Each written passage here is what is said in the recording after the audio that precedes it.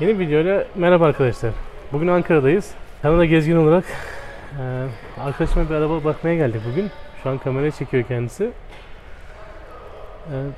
Kanada'daki sistemin benzerini buraya getirmişler. Benim açıkçası hoşuma gitti bayağı. Açık arttırmayla araç satımı. Yani şirketler ya da şahıslar araçlarını buraya bırakıyorlar. Ve ekspert geliyor. Bu arabanın herhalde kazasına bakıyor. Boya değişenini falan. Onları hepsini raporluyorlar.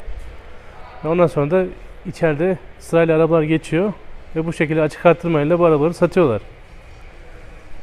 Benim bazı videolarım da olacak bununla ilgili. Auction dediğimiz olaylar vardı Kanada'da.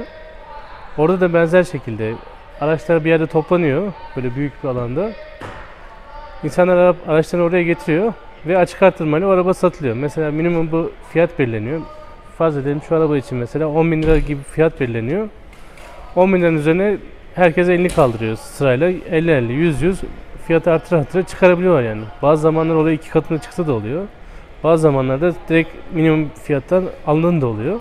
Zannedersem burası ilk bir yer Türkiye için. Gayet güzel olmuş yani. Öbür türlü düşünsenize galericiyle uğraşmanız gerekiyor. Galeriye güvenebiliyor musunuz, güvenemiyor musunuz? Öyle bir sorunuz oluyordu. Bunda araçlara garanti de veriyorlar bildiğim kadar. Belki ilerleyen videolarda kıyaslama da yapabiliriz. Kanada'daki araç alım satımıyla buradaki alım satım nasıl yapılıyor diye. Ama burası benim hoşuma gittiği için gerçi. Yalnız hoşuma gitmeyen bir taraf var. Araçlar çok pahalı. Mesela şu Ford'un ne modeli bu? Focus modeli. Zannedersem bu 2015 ya da 2016 model bu araç. Ne kadardı sence bunun fiyatı? 45, 50, 60 bin TL'ye kadar çıkabiliyor herhalde bunun fiyatı. En azından bir listeden bakabiliriz. Gerçi burada da yazıyor. Başlangıç fiyatı 55 bin lira yazıyor. Ve bu araba herhalde 70 bine kadar çıkabilir. 2014 model. 123 binde ve dizel. Manuel özelliği var. Bu arabayı mesela Kanada'da ne kadar alırsın? Dizel yok tabi Kanada'da. Otomatik araçlar ve benzinli araçlar. Bu arabanın için verebileceğiniz 2014 model auction'dan alabileceğiniz rakam maksimum 5.000 dolar ya da 6.000 dolar civarındadır yani. Çünkü ben oradaki auction'larda sürekli geziyorum. Fiyatlarını az çok tahmin edebiliyorum şu anda.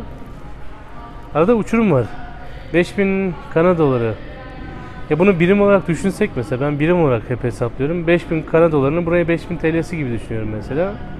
Ama burada 55.000 liradan bahsediyor. 10 katı kadar bir fiyat rakamı var mesela. Birim olarak düşündüğümüzde.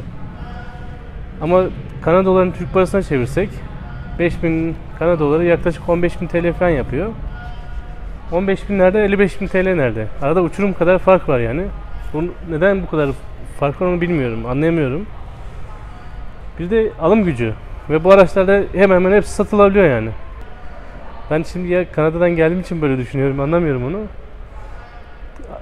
Asgari ücretin 1500 TL olduğu bir yerde 55.000 liralık bir aracı asgari ücretle alabiliyor buradan. Nasıl yapabiliyor bunu bilmiyorum. Çünkü Kanada'da asgari ücret yaklaşık 2.000 dolar civarında ve 2.000 dolar civarındaki bir insan gelip de 2014-2015 aracı alamıyor. Araçlar bu kadar ucuz olduğu halde alamıyor. Gidip ne yapıyorlar? 300 dolara, 500 dolara bir araç alıyor ve onunla da sürekli devam ediyor. O eskidikten sonra onu çöpe atıyor, gidiyor diğerini alıyor. Bu şekilde devam ediyor. Burada alım gücü biraz yüksek. Mesela gelelim diğer araçlara. Başka fiyatı yazan var mı? Şu araç. Ford'un Fiesta modeli mesela. Bu 2014 model bu da. 120.000 kilometrede ve 42.500 lira diyor. Kanada dolarını çevirdiğiniz zaman 12-13 bin lira. Yani 12 bin lira ben bu aracın sıfırını alabiliyorum mesela Kanada'da. Aynı benzer araç. 0 kilometre ama. Bu 2014 yaklaşık 4 yaşında bir araç. Çok pahalı. Bilmiyorum. Bu araçların çoğu bir firmadan gelmiş galiba. Ya ilaç firması ya da onun benzer bir şey herhalde. Filo şeklinde alınmış bir araca benziyor. SUV'nin fiyatı Peugeot 308 10.000 kilometrede 2017. Fena değil aslında, araba da çok pahalı ama. Normali bu arabanın yani 80 bin lira. Buradan araçlar sırayla geliyor ve banda giriyor. Bantta da herhalde ekrandan açık arttırmayla satılıyor araçlar.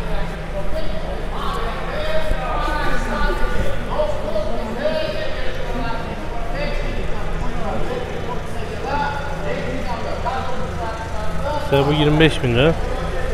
Bakalım kaça gidecek araçlar.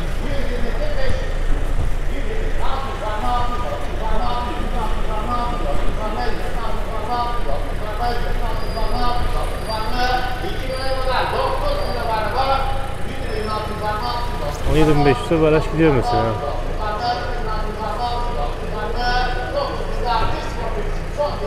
Pardon, 127.500 lira. Peugeot 3008. Araç satılmadı. Ve bu araç geldi. Volvo.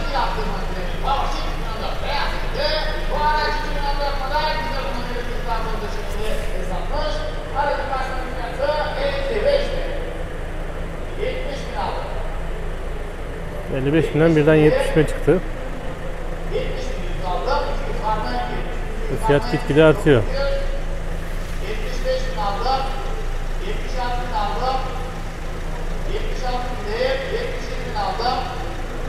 Ve rakam çok hızlı bir şekilde yukarı artıyor.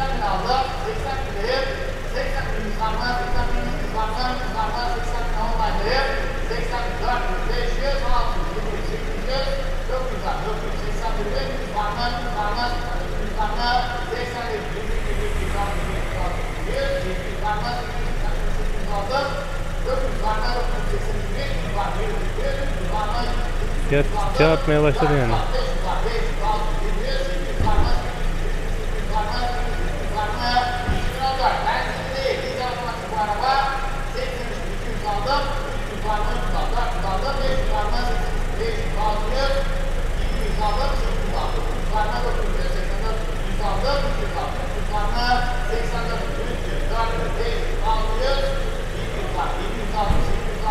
Herhalde 90 milyon euro çıkacak bu arabanın fiyatı da.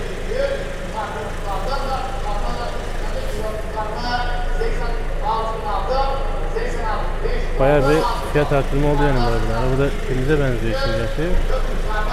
Bir de buranın güzelliği, araçların hepsi muayeneden geçiyor. Zaten muayene istasyonunun araçları. Kazası olup olmadığını, aracın herhangi bir arızası olup olmadığını her şeyini görebiliyorsunuz burada. Fiyat 87.000 çıktı.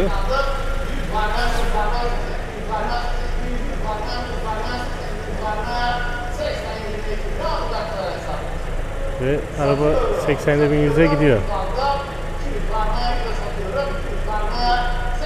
55 milyodan 87.100'e. Yani neredeyse 25 milyonluk fiyat farkı var. Araba satıldı. Allah hayırlı olsun. Diğer araçlar da bu şekilde devam ediyor. Mesela bu araca bakalım. Clio. 25 milyodan başladı bu araba. Sanırsam bunun piyasa fiyatı herhalde 49 ile 50 arası. 49-50 bin arasıymış. Bakın şu an fiyat 40 bin otomatikman çıktı zaten. 25 milyonluk araç 40.300'e çıktı. Herhalde 43'e kadar falan çıkar gibi geliyor bana. Ve buradan alan insan da dışarıya göre daha karlı. 41.600'e baraj gitti. Alana hayırlı olsun. Uzay da bu içeride yapılıyor. Buraya biz girmedik şimdi. Belki kamera yasak diye ben girmek istemedim. Bu arada burada sistem güzel çalışıyormuş. Biraz önce onu öğrendik. Aldığınız araç başına %2.36 komisyon ödüyorsunuz burada. Yani şu araba mesela 57.500 lira gidiyorsa bunun üzerine %2.36 ekliyorsunuz aracı aldıktan sonra. Ve aracı bu şekilde alıyorsunuz. Üzerinde bir komisyon bedeli daha var yani KDV dahil. Bunun dışında siz de kendi aracınızı da getirebiliyor musunuz buraya? Eğer birkaç tane aracınız varsa daha da fiyat düşüyorlar. Ve ortalama herhalde 1000 lira gibi bir rakama sizin aracınızı satıyorlar. Mesela 50 bin liralık bir aracınızı getiriyorsunuz. 1000 lira buraya para bırakıyorsunuz teminat bedeli olarak.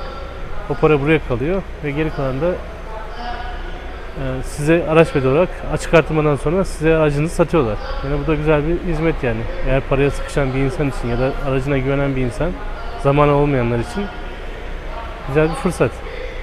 Öğrendiğim kadarıyla sadece Ankara'da burası var ama Türkiye genelinde de birkaç buna benzer müzayede alanları varmış. Bu şekilde müzayedeyle arabayı satanlar.